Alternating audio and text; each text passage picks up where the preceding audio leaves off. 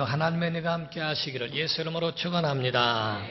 우리 성경은 말씀하기를 출애굽기 3장 14절에 누차 말씀을 드리지만은 나는 스스로 있는 자니라. 하나님 한 분만 스스로 계신 분이요.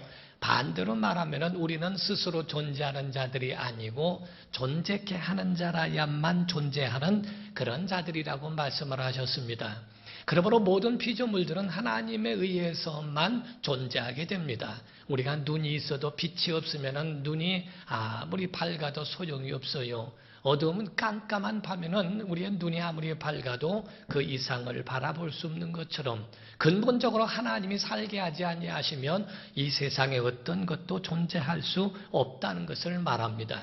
종교와 미신이라고 하는 것은 근본 자체가 사람에게서부터 발생된 거예요. 그래서 사람이 만들어낸 것이 종교입니다. 목석을 깎아놓고 또 그 가운데에 절을 하고 숭배하며 여기에 신이 있다고 사람이 정하고 사람이 만들어낸 거예요. 그러나 성경 어디를 보더라도 전부가 기독교에는 전부가 하나님의 부르심으로부터 시작을 했지 사람에 의하여 시작된 것이 없습니다. 하나님이 아담을 지으시고 아담아 하고 부르시죠. 그리고 또 노아를 부르시고 그를 선택하사 방주를 만들라 하시고 아브라함을 부르셔서 아브라함에게 갈대아우를 떠나 내가 지시할 땅으로 가라. 모세야 내가 선 곳은 거룩한 땅이니 내 발에서 신을 벗으라. 이와 같이 하나님께서 누르시고 하나님이 부르시고 하나님이 말씀하시고 하나님이 명령하신 그 말씀의 부르심을 따라서 이루어진 것이 바로 기독교입니다. 사람에 의하여 시작한 게 아니고 하나님에 의해서 시작한 것을 보게 됩니다. 이와 같이 인간이 하나님을 떠난 다음에 인간은 하나님 품에서 있을 때는 굉장히 강하고 정말 그 은혜로 살았어요. 그러나 하나님을 떠난 다음부터는 모든 연약함에 노출되어 있습니다. 작은 것에도 고통을 당하게 되고 괴로움을 당할 수밖에 없습니다. 바람이 불어도 그게 폭풍으로 변할 수가 있고 곡식도 심어야 또 얼굴에 땀을 흘러야 그 곡식을 먹을 수 있습니다. 맹수들도 공격하지 않았던 그런 맹수들이 사람을 공격하기 시작합니다. 이와 같이 에덴 동산에서는 벌거벗고 살며 아무것도 준비하지 아니할지라도 하나님이 다 그 가운데 먹이시고 입히시고 그들을 인도하셨거늘 하나님을 떠난 다음부터는 얼마나 정말 인간이 작아지고 연약해지고 그렇게 연약함에 노출되어 있는지 몰라요. 어느 보건기관에서는 말하기를 바로 사람에게는 어떤 건강을 말하더라도 하나만 건강해서는 안 된다. 전인적인 건강을 건강이라고 해야 한다라고 말을 했습니다. 곧 몸만 건강하게 건강이 아니고 정신적인 건강도 있어야 하고 또 더 나아가서는 영적 건강이 그에게 있는가 전인적이어야 한다는 것을 이야기합니다. 어쨌든 이와 같이 인간이 타락한 후에 회복할 수 없는 그것을 하나님은 이스라엘을 택하셔서 그 이스라엘 가운데에 하나님께서 메시아를 약속을 하셨어요. 이 메시아가 오면은 이 모든 것을 회복하시겠다는 겁니다. 인류를 구원하실 뿐만 아니라 위경에서 건지시고 또 그들에게 영생으로 인도하시겠다라고 약속하셨어요. 그러므로 구약의 히브리어로 말하면 메시아고 헬라어로 말하면 그리스도와 같습니다. 우리가 예수 그리스도라고 하는 말을 히브리어로 구약에는 메시아라고 말을 했고 우리가 이를 번역한 것은 구세주라 하는 의미를 가지고 있습니다. 예수님을 우리의 구주라고 말할진데 이는 바로 메시아요 그리스도인 우리의 구주이심을 이야기하고 있는 거예요. 사람이 가지고 있는 문제가 얼마나 각양각색입니까? 사람의 얼굴이 다 다르고요. 사람의 가지고 있는 지문과 손톱과 이런 것들의 결정체도 다 다르다는 겁니다. 우리가 파도를 치더라도 수억만 보를 치더라도 파도에 치는 방향과 그 모양이 틀리다고 이야기하고 물방울의 모양도 다 틀리다는 겁니다. 바로 이와 같이 눈송이의 결정체도 다 틀릴 뿐만 아니라 사람의 목소리도 각양각색으로 다 있는 것 같이 사람이 대하고 있는 모든 고통과 문제도 다 틀리다는 거예요. 괴로움도 다 틀리다는 겁니다. 이것을 어떻게 다 아실 수 있을까? 사람의 얼굴이 다르던 문제들도 다르고 각각인데 어떻게 이를 다 아실 수 있을까? 우리가 성경에 보면은 니고데모라고 하는 사람이 주님을 찾아오는데 바로 예수께서 그의 문제를 알고 계셨어요. 삭개오라는 사람도 가지고 있는 그 자기의 고통을 바로 예수님이 알고 아시고 그에 대하여 삭개오야 이리 내려오너라. 오늘 내가 네 집에 유하여야 하겠다. 삭개오의 이름을 아시는 네가 그의 고통도 아시며 사마리아에 있는 이 여인, 오늘 본문 말씀에 있는 여인의 그 고통과 괴로움도 예수께서 알고 계신다라고 말씀합니다. 그래서 마태복음 6장에 보면은 은밀한 중에 사람들은 모를지라도 은밀한 중에 보시는 그 가운데 보시는 그래서 마태복음 6장 32절에는 무엇을 먹을까 마실까 입을까 염려하지 말라 너희의 있어야 할 것을 하나님이 아신다 아시느니라 하고 성경은 이렇게 우리에게 말씀하고 있는 겁니다. 이와 같이 각양각색의 모든 문제들을 다 내놓으면 그분을 만나면 그 아픔에서 건져주시고 위경에서부터 우리를 그 가운데 구원해 내실 것이라고 하는 그 하나님의 언약이 있어요.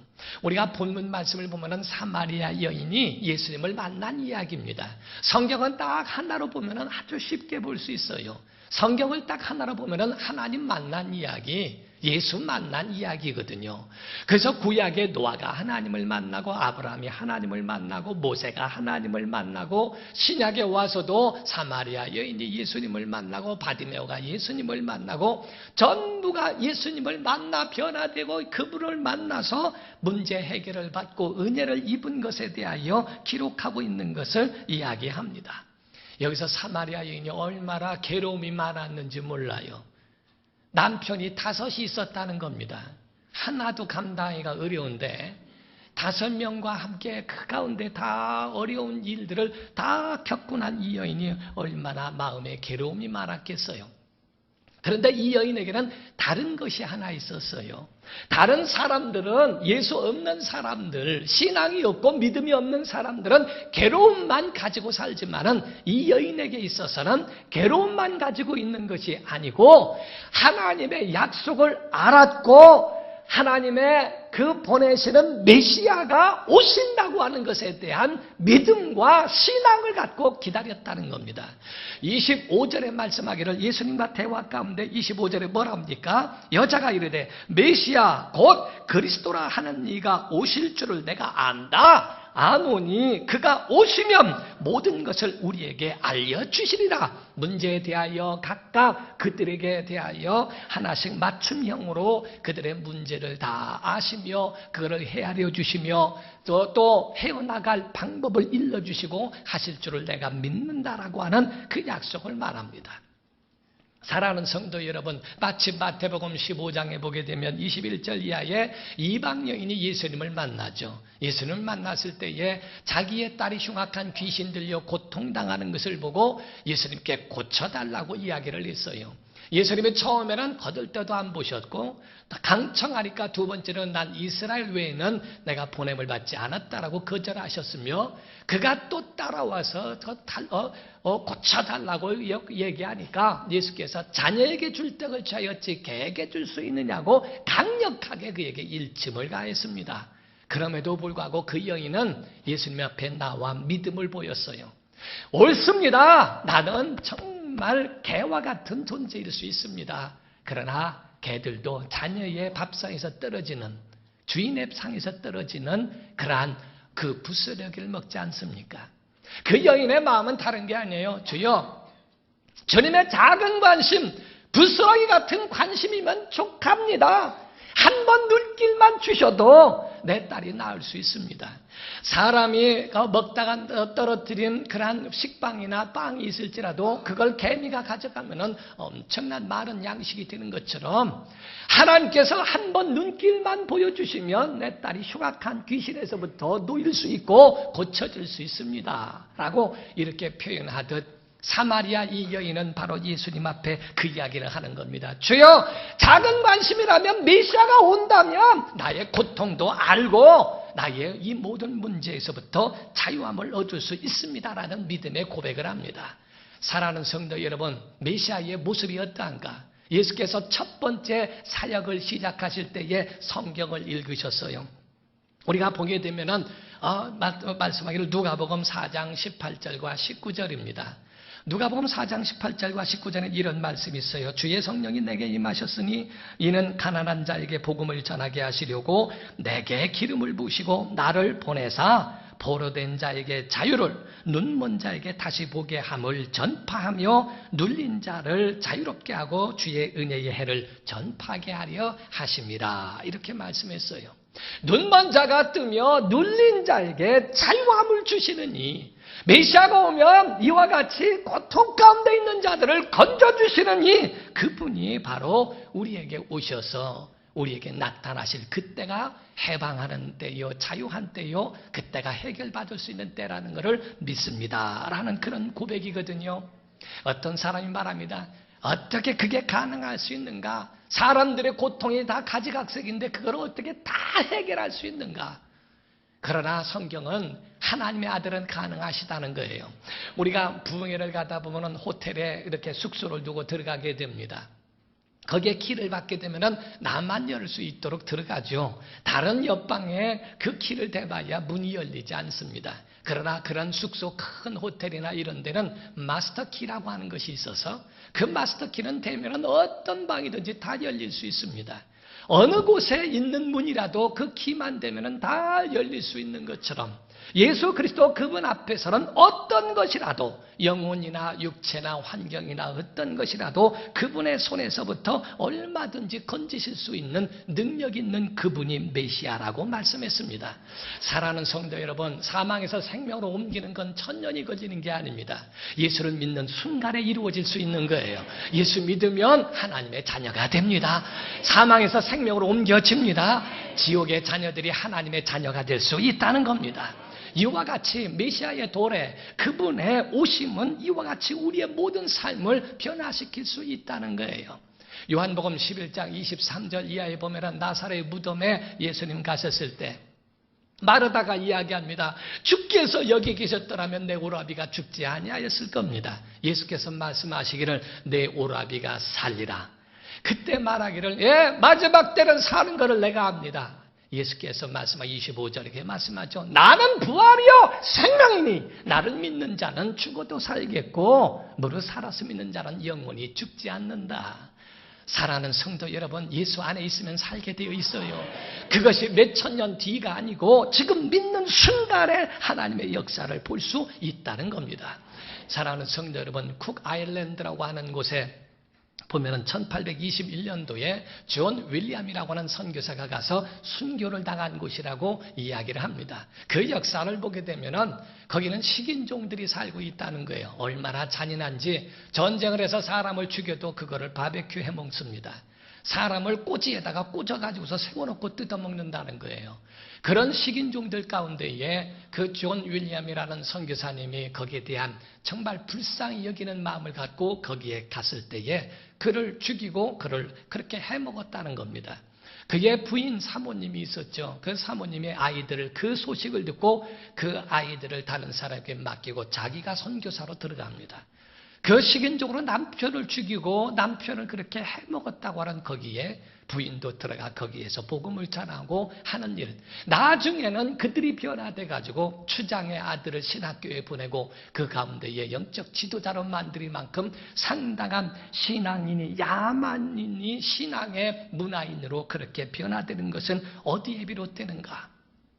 예수 그리스도의 심령에 오시고 여러분의 가정에 오시고 그 지역에 오시고 그 나라에 임하면 하나님의 놀라운 역사가 있을 줄로 믿습니다. 성경은 구분하기를 두 가지로 구분하는 겁니다. 예수 안에 있는가, 예수 밖에 있는가. 예수의 생명이 내 안에 있는가, 예수의 생명이 없는가. 하나님이 내 안에 있는가, 하나님은 없는가. 이 두 가지로 아주 간단하다는 겁니다. 요한복음 5장 12절에 13절 이하에 말씀하기를 하나님의 아들이 있는 자에게는 생명이 있고 하나님의 아들이 없는 자에게는 생명이 없느니라. 성경은 두 가지입니다. 여러분과 저에게도 마찬가지로 예수 없이 태어났어요. 하나님 모르고 태어났습니다. 그러나 어느 순간에 실패와 고통과 어려움과 허망함과 허무함 가운데에 하나님을 찾게 됐고 하나님이 만나주심으로 인하여 예수의 생명을 우리 안에 정말 영접할 수 있는 믿음의 사람 되지 않습니까? 오늘 어떤 모양으로 와도 상관없습니다. 빈손으로 와도 상관없습니다. 병든 몸도 상관없습니다. 메시아를 만나기를 예수 이름으로 축원합니다. 그러한 심령들이 하나님이 고쳐주십니다. 우리가 복음성가 가운데 아바 아버지 저는 내 영혼을 고치시고 바로 우리의 죽을 자를 살리시고 우리를 고치신다고 하는 찬양가처럼 우리를 완전히 변화되게 하십니다. 하나님 우리를 사랑하사 모세를 부르실 때도 모세의 열등감, 나는 입이 뻣뻣하고 혀도 말을 듣지 않습니다. 그래서 나는 말을 잘 못합니다 라고 말하는데도 불구하고 하나님께서는 혀를 만든 자가 누구, 입을 만든 자가 누구냐, 내가 아니냐, 내가 하겠다라고 하나님이 그의 정말 다 떨어져 있는 소침에 있고 열등감 가지고 있는 모세에게 다시금 용기를 불어주고 그에게 힘을 주시는 일을 하지 않습니까? 사랑하는 성도 여러분, 신앙생활은 복잡한 게 아니에요. 우리가 어린아이가 태어난 어머니의 젖을 먹는 것이 복잡한 게 아닙니다. 정말 신앙생활을 복잡하게 하지 말라는 게요. 우리 선배 목사님이 말씀하기를요, 하나님의 일하는 목회 일은 너무 복잡한 게 그렇게 생각하지 마라. 아주 단순하게 하면 행복한데 그걸 복잡하게 하니까 목회가 어렵다는 겁니다. 세 가지를 목사님 말씀한 것을 제가 10년이 됐는데도 잊어버리지 않는 게 있어요. 바로 첫 번째로 신학으로 목회하려고 하지 말고 성경으로 목회해라. 성경 안에 하나님의 약속이 들어있고 해결이 들어있고 능력이 다 들어있다. 두 번째로는 사람 비유 맞추려고 하니까 얼마나 복잡하냐. 하나님 비유 맞추려고 하면 하나님이 은혜 베풀어 주신다. 세 번째가 기도하면 하나님이 들으신다고 하는 그 말씀이었습니다. 괜히 말을 바꿀 필요가 없어요. 우리의 메시아, 우리의 그리스도, 우리의 구주는 예수밖에 없습니다. 예수만이 여러분의 구주임을 믿으시면 아멘 하세요. 천벌을 묻고 만벌을 물어도 여러분들의 고백은 하나여야 한다는 거예요. 예수만이 우리의 구주시라는 겁니다. 어떤 중학교에 영어 시험이 있었대요. 공부 못하는 아이가, 안 해온 아이가 공부 잘하는 아이의 뒤에 앉았답니다. 근데 거기에 보니까 영어 시험 가운데 비포라고 했는데 이게 무슨 뜻인지를 모르겠어서 물었대요.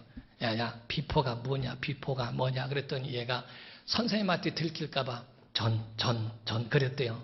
그랬더니 전. 근데 똑같이 쓰면 혼날 것 같아서 전을 부침개라고 썼답니다. 걸려가지고 뒤지게 맞았대요. 똑같이 우리 천벌을 묻고요, 만벌을 물어도 예수 외에는 없습니다. 예수. 여러분 정말 우리의 구주가 예수이시라는 믿음 갖기를 주 이름으로 축원합니다. 축원합니다. 하나님을 경외하면 하나님이 지혜를 주시게 돼 있어요. 하나님을 떠나니까 만물도 복종하지 않는 겁니다. 하나님을 떠나니까 하나님도 그에게 역사하지 않고 피조물도 공격한다는 겁니다. 그래서 속이고 뜯어먹고 사는 그런 존재가 돼버린다는 거예요. 여러분 우리는 서로가요, 마인드가요, 남의 거 뜯어먹으려고 하는 마음 갖지 마세요. 주는 사람이 돼야 은혜가 많아요. 주는 사람이어야 한다는 겁니다. 할아버지 할머니들도요, 손자들 손녀들한테 줄 수 있도록 재산 자녀들에게 다 주고 아무것도 없고 그냥 받아먹는다고 하지 말고요, 자기가 사실 때까지는 가지고 물질이 있어야 된다는 거예요. 그래서 자녀들 오면 뭐라도 주려고 하고 막 줄 때에 손자들도 할아버지 이러지. 할아버지 거 나 그거 갖고 와라. 막 이래 놓으면은 손자들도 안 옵니다. 정말 주는 거예요. 나누는 거예요. 은혜가 풍성하신 하나님의 은혜를 나누고 하듯이 여러분 교회는요 뜯어먹는 곳이 아닙니다. 교회는 은혜를 나누는 곳입니다. 하나님의 평강을 주고요, 생명을 주고요, 은혜와 사랑과 능력을 나눌 수 있는 곳을 가르쳐 말합니다. 사랑하는 성도 여러분, 예수 안에 있기를 예수 이름으로 축원합니다. 예수의 생명과 그 은혜가 우리 안에 있어야 한다 이 말이죠. 우리가 죄를 떠나듯 이 사마리아 여인은 예수 만난 다음에 한 일이요, 28절에 여자가 물동이를 버려두고 동네에 들어가서 사람들에게 말했다는 거예요. 죄의 사람들은 죄에서 떠나는 겁니다. 해결은 다른 게 아니에요. 갈대아루를 떠나는 거예요. 떠난다, 비운다, 포기한다, 버린다. 해결은 바로 이와 같이 떠나는 것을 말합니다. 왜냐하면 그 주변에 있게 되면 절대로 그게 물들어 버리기 때문에. 애굽에서도 하나님 못 섬깁니까? 그러나 하나님께서 애굽을 떠나 광야에서 노예 근성 가지고 살지 말고 당대에 있는 사람들은 변화될 수 없을지라도 그의 후손들만큼은 노예 근성으로 살지 않도록 떠나라! 광야에서 하나님을 섬기리라! 하나님을 섬길 수 있도록 애굽에서부터 떠나 광야로 나오게 하는 것처럼, 갈대아우를 떠나! 하는 것처럼 주변에 있어서는 안 된다는 거예요. 우리가 물고기가 있는데요, 물고기의 IQ가 3초랍니다. 3초 지나면 잊어버린다는 거예요. 낚시꾼이 낚시를 하다가 물고기가 걸렸는데 그게 걸렸다가 부사일생으로 이 바늘에서부터 빠져나왔어도요, 물고기가 잊어버리고 또 그 주변에 있다가 또 걸린다는 거예요, 이게. 그게 물고기가 그 주변을 떠나지 않고 잊어버려서, 오죽하면 이런 얘기가 있어요. 물고기 IQ가 3초라고? 봤어? 봤냐고? 또 있어. 물고기 IQ가 3초라고? 봤어? 봤냐고? 봤어? 봤냐고 할 때 3초 지났단 말이에요. 또 있어. 물고기 IQ가 3초라고? 봤어? 봤냐고? 또 있어. 이게 계속 그 얘기만 한다는 게 이게. 죄의 사람이 죄에서 떠나지 못하고 계속 그 가운데 있어버린다 이게요. 죄를 떠나! 정말 애굽을 떠나! 하는 것, 갈대아우를 떠나! 하는 것처럼 여러분 성경 안에는요 하나님의 말씀 가운데 야고보서 4장 7절 8절에 보면 말씀하기를 마귀를 대적하고 하나님을 가까이 하라. 그리하면 하나님이 너희를 가까이 하시리라. 여러분 메시아 예수로 오신, 정말 예수 그리스도 하나님의 아들로 메시아로 오신 예수 그리스도 여러분의 일평생 구주가 되는 믿음으로 갖고 영적 승리자가 되기를 예수 이름으로 축원합니다. 자, 예수는 나의 구주이시다. 세 번 시작. 예수는 나의 구주이시다. 예수는 나의 구주이시다. 예수는 나의 구주이시다. 기도하겠습니다. 이 시간에 다 같이 통성으로 기도할 때 하나님, 일평생 하나님의 사랑 가운데 있도록 도와달라고, 죄를 떠나 하나님 안에 나아올 수 있는 은혜가 우리 안에 충만하게 도와달라고, 성령님 역사해달라고 다 같이 간절한 마음으로 통성으로 기도하시겠습니다. 살아계신 하나님 아버지, 하나님의 은혜와 사랑을 감사를 드립니다. 간절히 기도하세요. 통성으로 기도하세요. 통성으로 기도하세요. 목소리를 내세요. 하나님 아버지, 우리의 구주이심을, 주 예수 그리스도가 우리의 구주이심을 신앙 고백합니다. 고백합니다. 아버지 하나님.